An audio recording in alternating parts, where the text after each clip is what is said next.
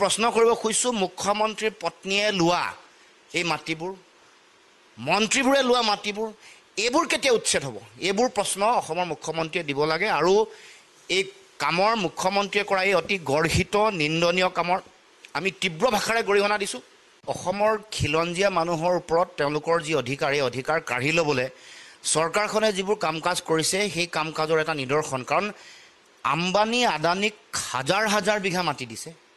অসমৰ মুখ্যমন্ত্ৰীৰ পত্নী আৰু বিভিন্ন মন্ত্ৰীৰ পত্নীসকলে এনেকুৱাকৈ গুগ্ৰাখে মাটি গিলিছে যে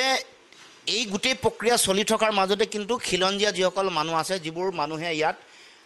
মানে শ শ বছৰ অসমত বসবাস কৰিছে তেওঁলোকে ইয়াতে খেতি খোলা কৰিছে খেতি বাতি কৰি আছে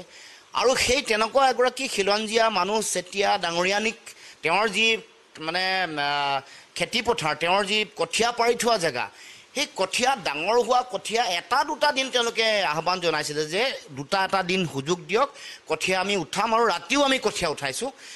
এই বুলি আহ্বান কৰাৰ পিছতো এইটো একেবাৰে নিন্দাৰ যোগ্য কামেই নহয় অতি অমানৱীয় আৰু অসমৰ খিলঞ্জীয়া মানুহৰ প্ৰতি বিজেপিৰ চৰকাৰৰ যিটো দৃষ্টিভংগী অমানৱীয় ধিক্কাৰৰ যোগ্য গৰিহণাৰ যোগ্যকৈ ওপৰত এটা কাম তেওঁলোকে কৰিছে এই কাম কোনো কাৰণতে কেতিয়াও গ্ৰহণীয় নহয় আৰু এনেকৈ এই যিটো তেওঁলোকে জাৰে তাৰে মাটি উচ্ছেদ কৰিছে বা বেদখল কৰিছে বিশেষকৈ খিলঞ্জীয়া থলগিৰি ভূমিপুত্ৰ অসমীয়া মানুহৰ ওপৰত কৰা এই আক্ৰমণ কেতিয়া বন্ধ হ'ব আমি প্ৰশ্ন কৰিব খুজিছোঁ মুখ্যমন্ত্ৰীৰ পত্নীয়ে লোৱা এই মাটিবোৰ